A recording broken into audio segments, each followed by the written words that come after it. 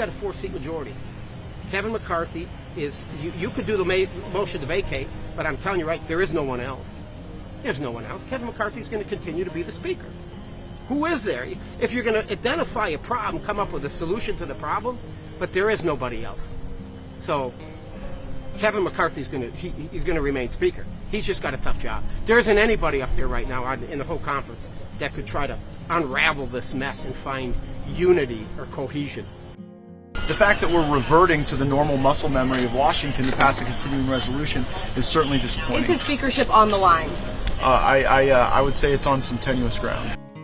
No, there's nothing about delaying this process that is being the adult in the room. You know what would have been the adult in the room? Putting up our spending bills in the spring and in the summer.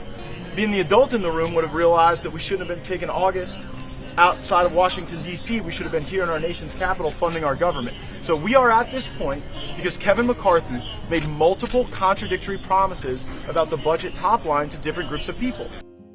When I've been asked it all of this week and all of last week, I've said that whether or not Kevin McCarthy faces a motion to vacate is entirely within his control. Because all he had to do was comply with the agreement that he made with us in January, and putting this bill on the floor and passing it with Democrats would be such an obvious, blatant, and clear violation of that. We would have to deal with it.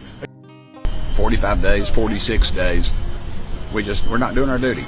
2 things we're supposed to do. By law, 12 appropriations, pass a budget. And we're not doing that. And we're going to continue. And that's why the same people stay in power, the same lobbyists get greased, and because we all panic, and they're not panicking. Both parties. Can you say how you are on the CR now? We'll have a conversation about that as well.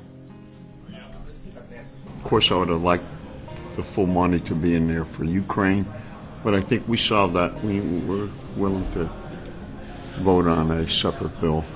I think we can get around that. Now we got to hit the Senate to do what it's doing. That started a debate, and we might have a deal here. Yeah. But remember, this only puts us off for a little while. So we're never over it. And when you're never over it, then a million things can happen. Look, our obligation is to fund the government, to keep it open. I've been calling for continuing resolution at 2023 levels with disaster relief and Ukraine funding. We won't get the Ukraine funding, but that's not a reason to shut down the American government and punish the American people. We'll litigate that in the coming weeks, and we'll get help for the people of Ukraine. But this is really, from a perspective of Democrats, almost unbelievable in the sense that we got what we've been asking for.